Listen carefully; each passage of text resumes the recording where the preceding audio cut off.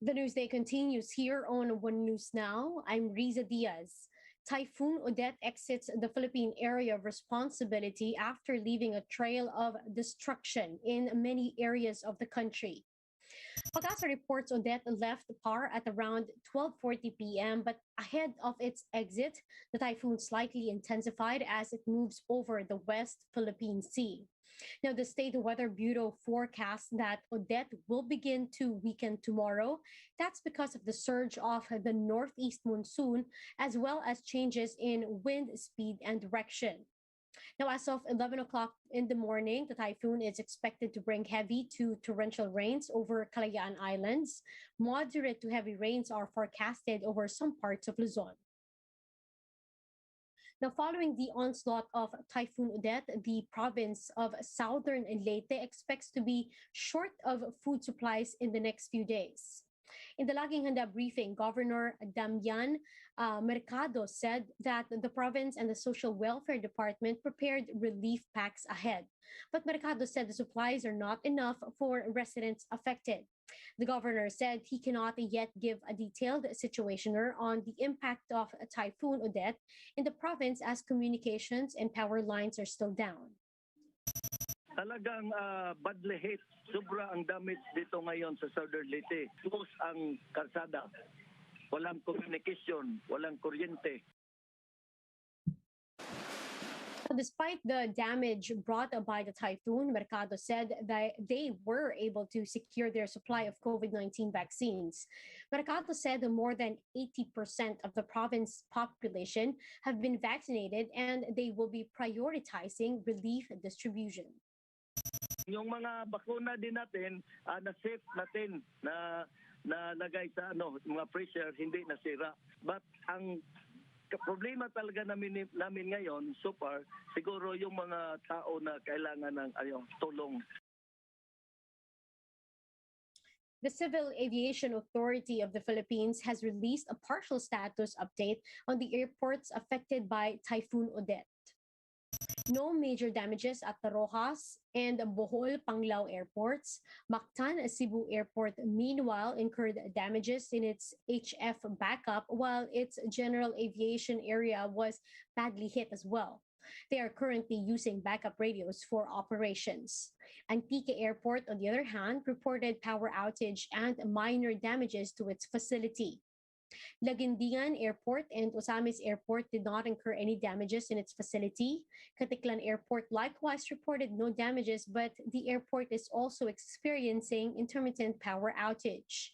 Tacloban Airport and Ormoc Airport, meanwhile, has resumed normal operations.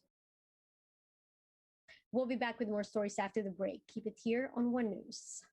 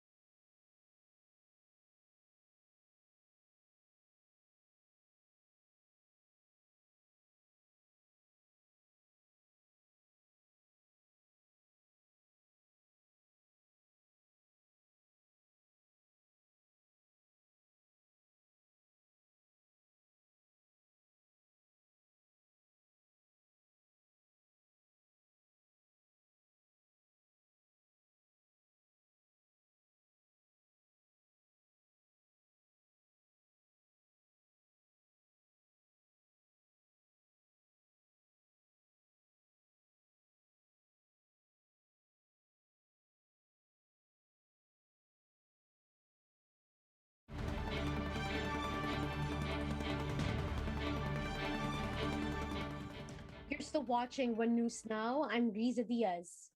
Two suspects were arrested in a buy-bust operation in Pasay City, not for drugs, but for selling pangolins, which are considered critically endangered. Arian Kalumbiran with the details. These pangolins were weak and trapped in a fish net when they were rescued by the Environment Department in a seafood market in Pasay City.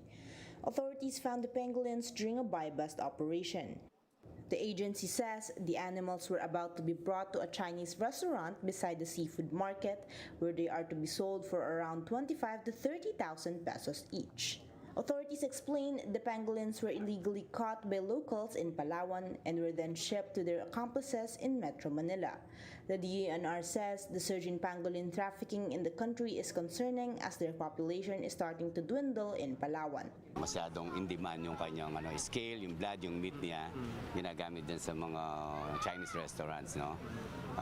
Yung traditional medicine din na ginagamit, ginagawang powder na sinasabi nila na ito ay nakagagamot. So rampant ang poaching. During the operation, authorities were able to arrest Rowena Pindot and Joel Quino, who received the buy-bust money worth 75,000 pesos. But the suspects claim they were only hired to bring the pangolins to the Chinese restaurant. Lately lang po talaga, sinabay lang po talaga yan. Ito po kasi yung transaction namin, parang pinikap lang po yan dyan sa Pasay po.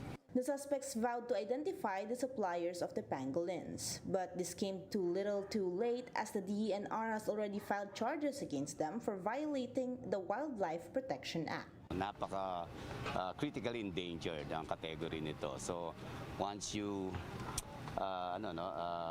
nahuli ka nito, 6 years, no? Kada isa ang bubunuin mo na penalty na pagkakulong.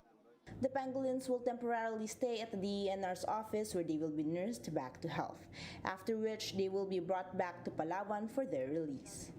Arian Kalumbiran, We Are One News. Let's now take a quick look at today's other top stories. COMELEC junks 1 out of 6 petitions against presidential aspirant Bongbong Marcos, declaring him a nuisance bet. The poll body regarded the claim as, quote, grossly insufficient. Bongbong spokesperson Vic Rodriguez says the dismissal was expected. A U.S. court approves the recovery plan of flag carrier Philippine Airlines. Filed in September, PAL's Chapter 11 petition includes removing of debts amounting to $2.1 billion. Recall that the airline reported net loss of 73 billion pesos due to COVID-19's impact to its operations.